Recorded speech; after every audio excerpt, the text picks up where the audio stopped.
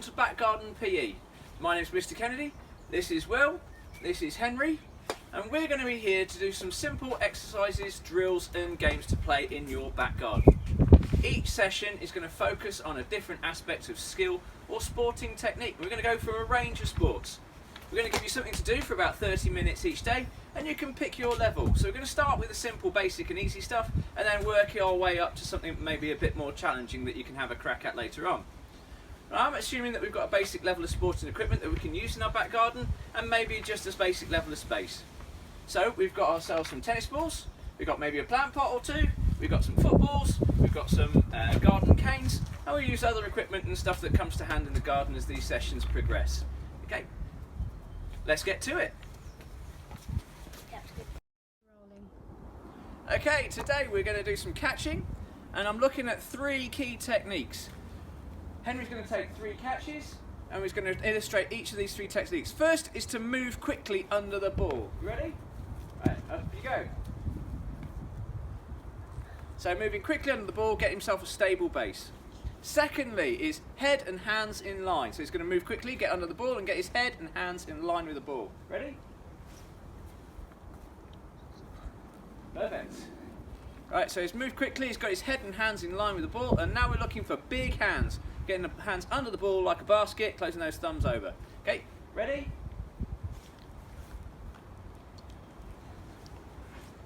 Lovely. That's your catching technique. So the first practice that we're going to do is a simple clap and catch. The boys throw it up in the air, they clap once, and they take 1 catch. Then the next time they do it with 2 throws and 2 claps. And the time after that, 3 throws and 3 claps.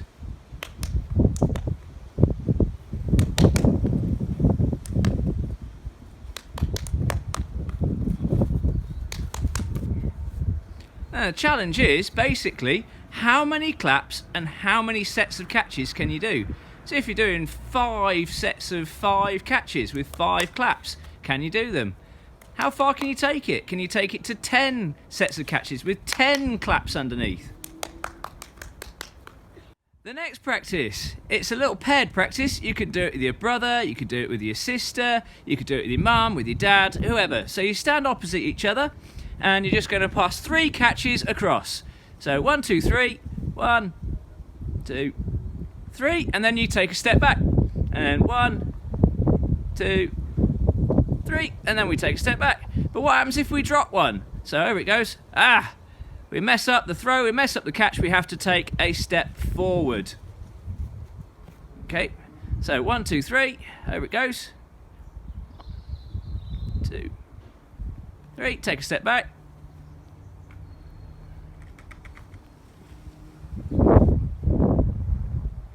Very good. And then what happens is you try and get to the sides of your garden. So you're trying to throw it across the whole width of your garden, however big.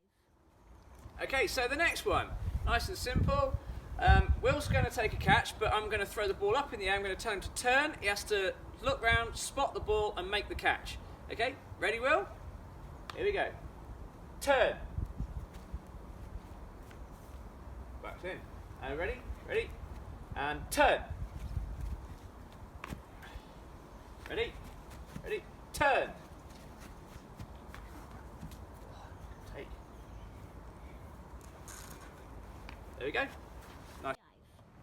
Okay, the next one is a reaction catch. You just need a space of wall, and Will's going to face the wall now. He's going to be a little bit away, about 2 meters away from the wall. Your job is just to throw the ball past Will into the wall, and hopefully he takes the reaction catch. Okay, so it'll look a little bit like this. You ready, Will? Alright, so here we go. There's one.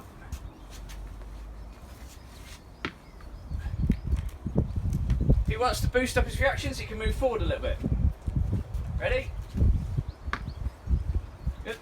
And again. Move forward a little bit.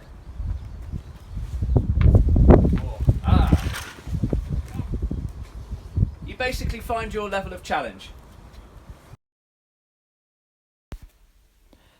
A harder practice is one that you might use a tennis racket for. So in this one, Henry's hitting it, bouncing it over for a catch. As you can see, we're trying to keep our head and hands in line with the ball. And the harder he hits it, the harder it is to make the catch. And of course you don't want to whack it hard at each other.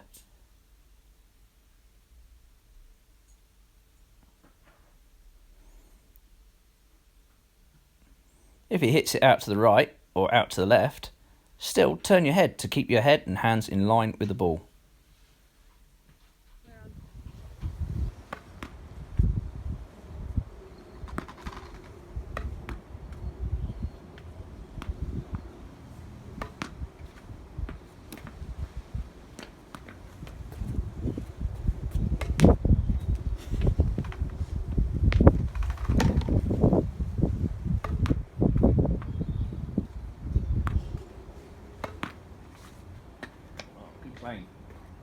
Well done.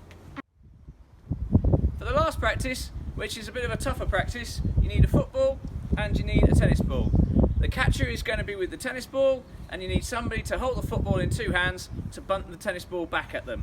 Okay, so this is how it's going to work. If I was the feeder, I'd have the ball in two hands, the ball comes towards me, and I bunt it back at them, like that. Okay, so we're going to see how this works in widescreen. Ready, Will? This practice is made more challenging by the fact that the football knocks it off in all sorts of different directions. So it might go high, it might go low, it might go to one side, might go to the other, might come right off the middle of the football and go flying straight at them. So it's not easy for them to predict where it's going. Sit.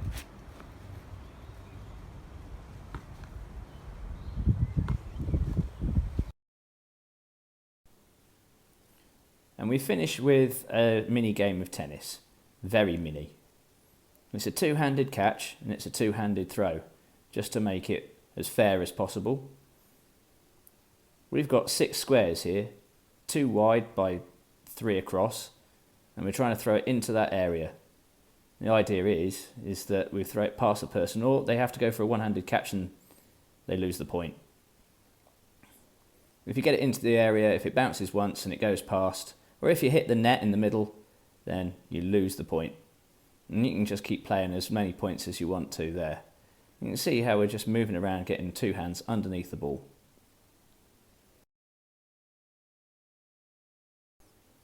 And that's all for now. Thanks for watching. Have fun doing some back garden PE. Next time, we're going to do some throwing. Tune in then. Take care. Bye. And if you're interested in more catches, check out this link for the best catches from the ECB. Some great cricket catches.